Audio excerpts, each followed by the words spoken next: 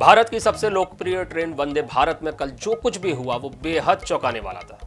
हजरत निजामुद्दीन से चलकर भोपाल के रानी कमलापति स्टेशन आने वाली वंदे भारत में जमकर लात घूसे चले।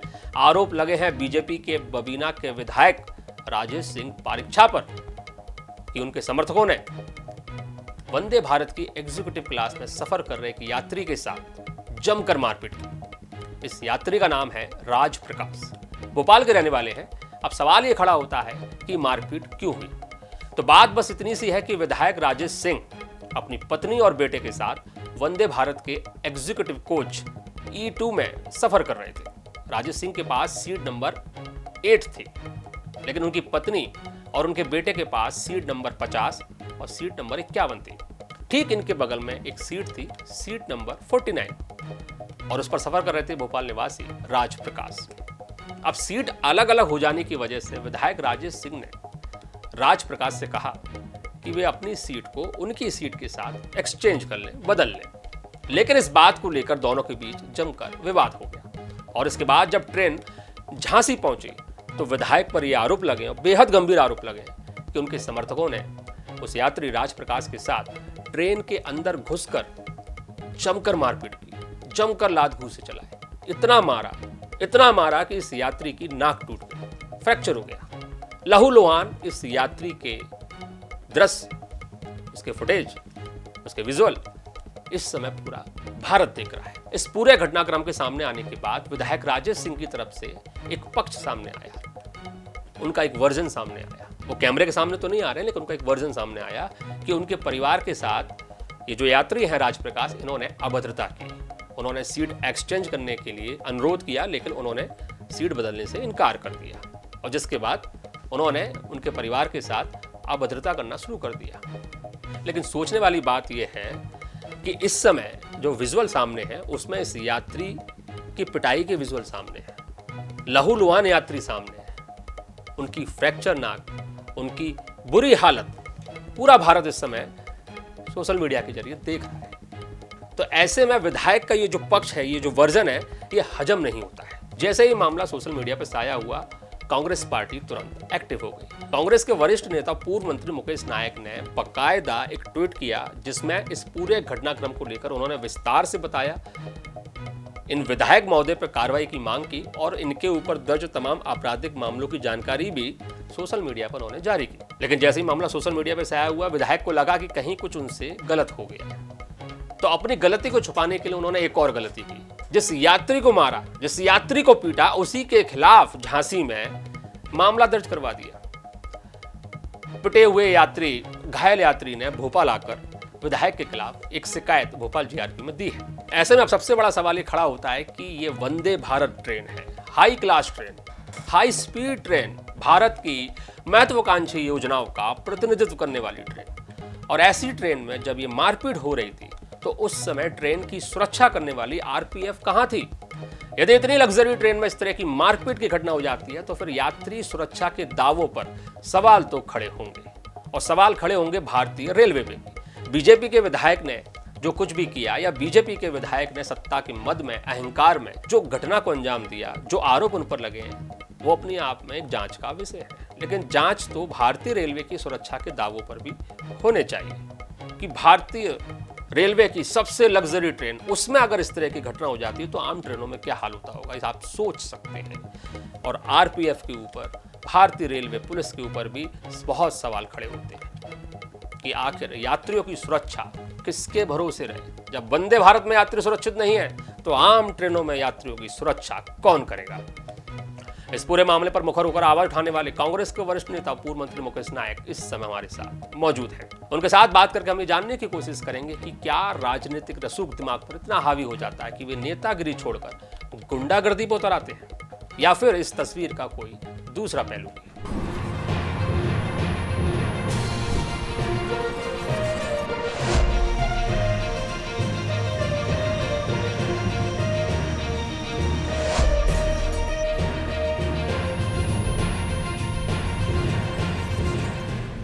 तो समझने की कोशिश करेंगे। मुकेश जी, बहुत स्वागत है हमारे कार्यक्रम में।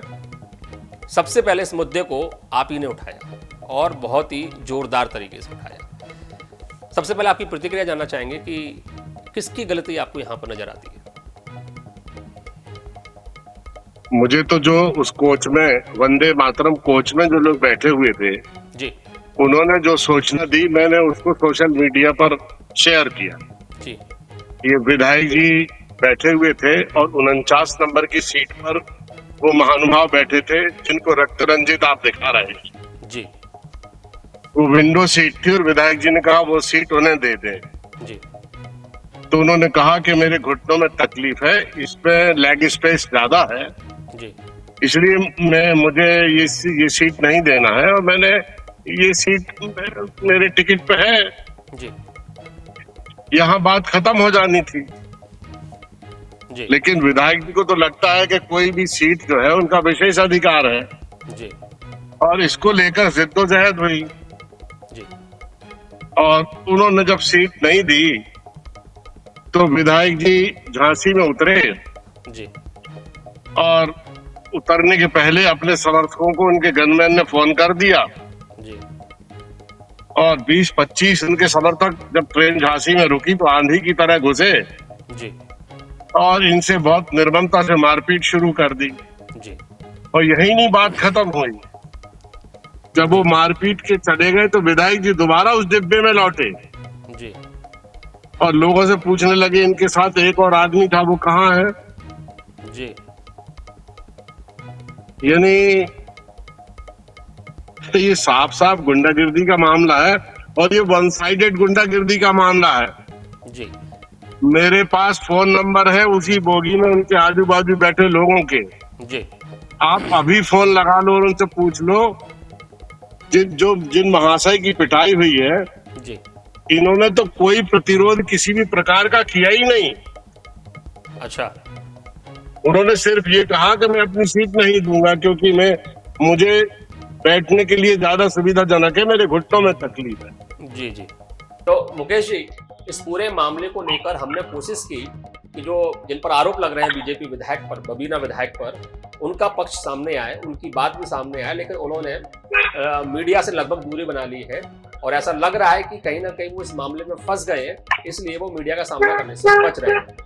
हैरत की बात तो यह है कि इस मामले में चूंकि जो पीड़ित है वो मध्य प्रदेश भोपाल के निवासी हैं और जो घटना स्थल है वो उत्तर प्रदेश झांसी का है, तो ऐसी स्थिति में जिम्मेदारी मध्य प्रदेश बीजेपी की भी बनती है और उत्तर प्रदेश बीजेपी की भी बनती है। लेकिन हैरत की बात है कि ना तो मध्य प्रदेश बीजेपी की तरफ से कोई इस मामले में बात करने के लिए सामने आ रहा है और ना ही उत्तर प्रदेश बीजेपी की तरफ से। तो ऐसा लग रहा है कि कहीं ना कहीं ये मान लिया गया है कि कहीं ना कहीं विधायक इस मामले में गलती पर थे। क्या कहना है आपका?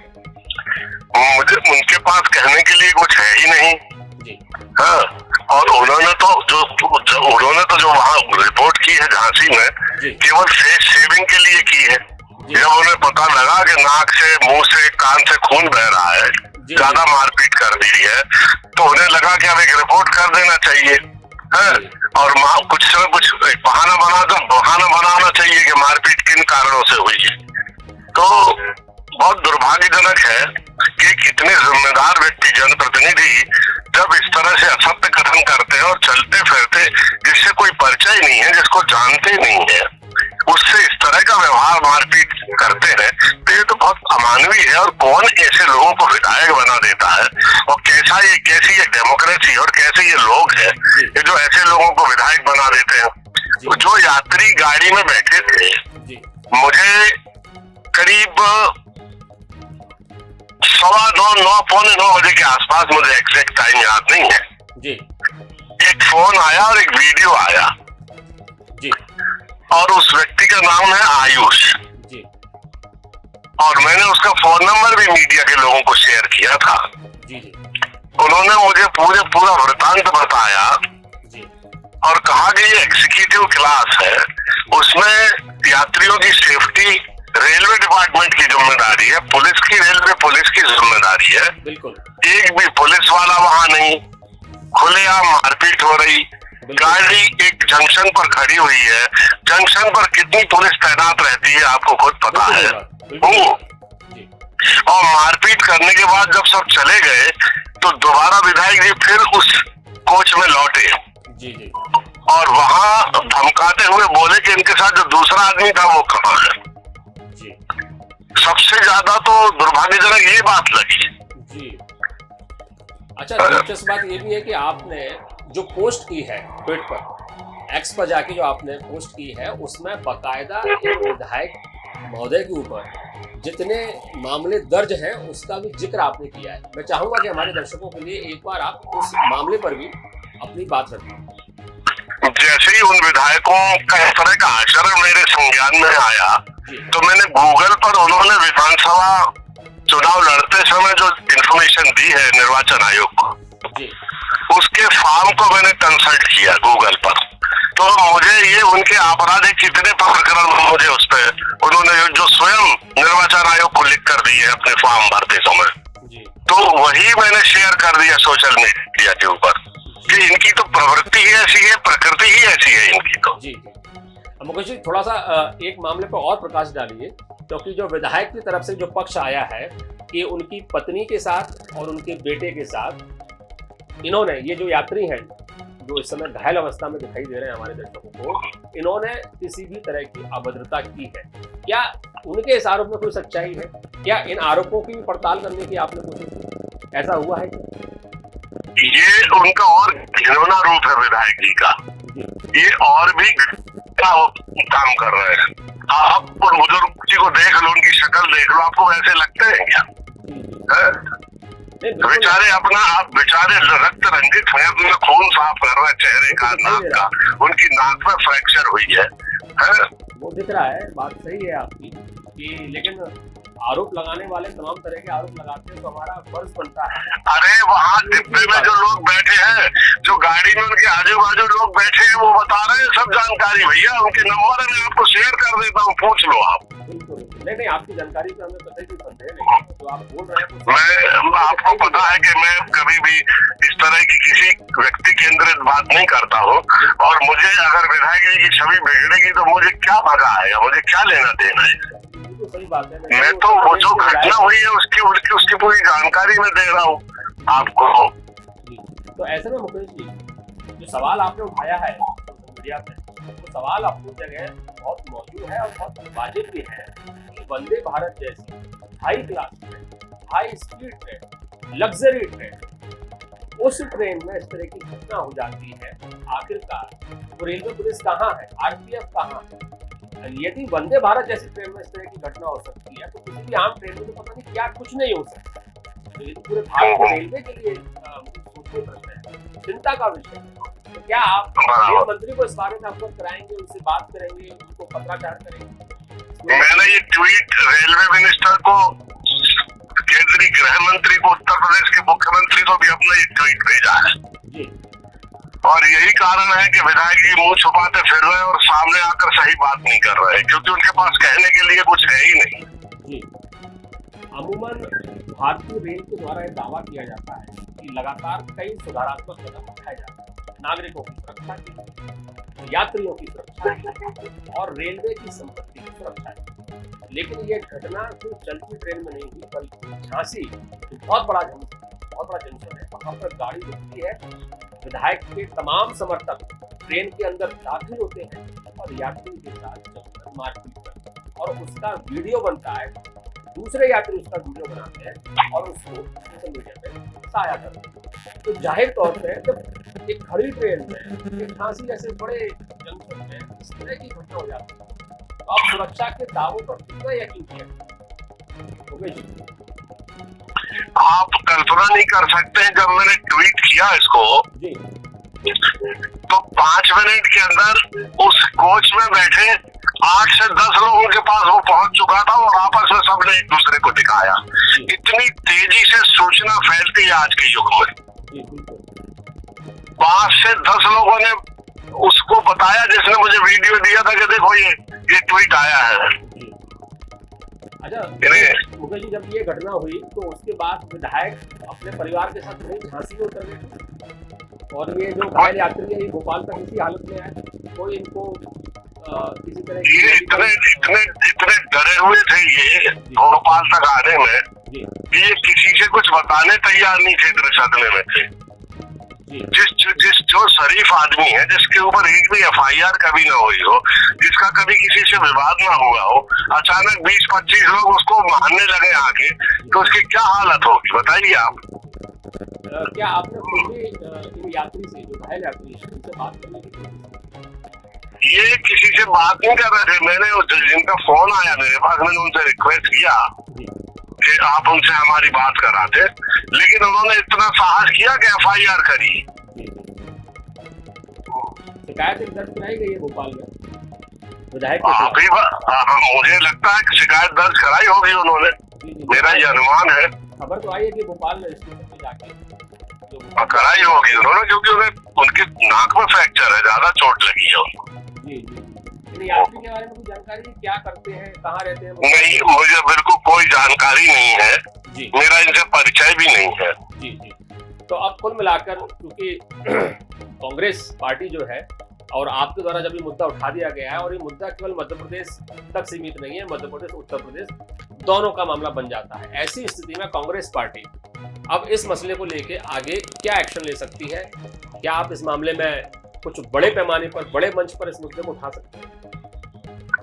पूरे देश में फैल गया है ये, पूरे उत्तर भारत में। जी। बस हमारा उद्देश्य सफल हो गया कि विधायक जी मुंह छुपाते फिर रहे। जी।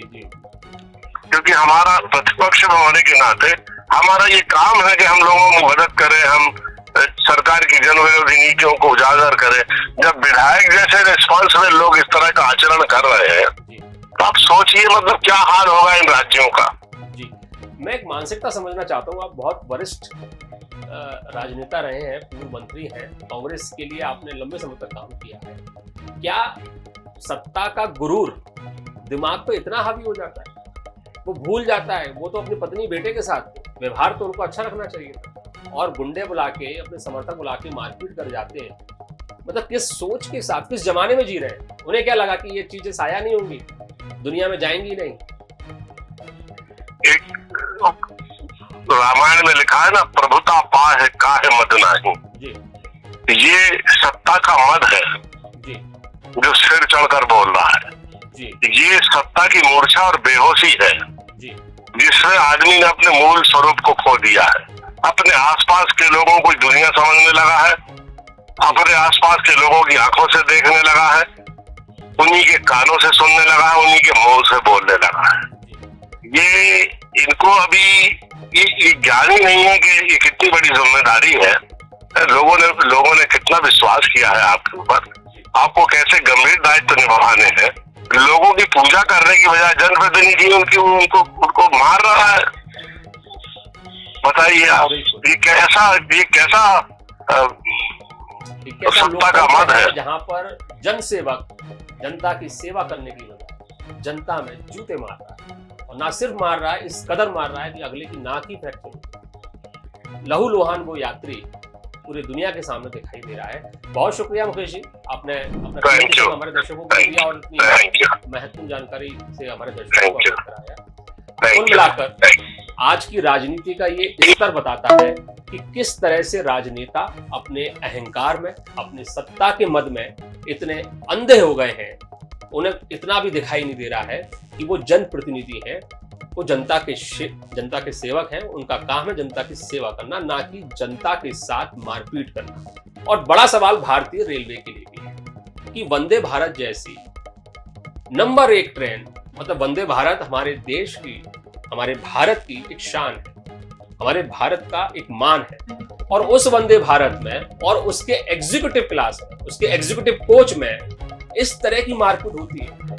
चलती ट्रेन में भी होती है और झांसी जैसे बड़े स्टेशन पर खड़ी ट्रेन में भी होती है। तो ये भारतीय रेलवे को भी सोचना होगा, यदि वंदे भारत जैसी ट्रेन में यात्रियों के साथ इस कदर बर्बरता होगी, तो फिर यात्री वंदे भारत में सफर कैसे करेंगे? और यदि आप वंदे भारत में सुरक्षा नहीं दे पा रहे हैं यात्रियों को, तो आम ट्रेनों में कैसे देंगे? सोचने का सवाल है कि भारतीय रेलवे को भी सोचना है, और खास तौर पर बीजेपी को भी सोचना है कि इस तरह के नेताओं पर लगाम लगाना जरूरी है।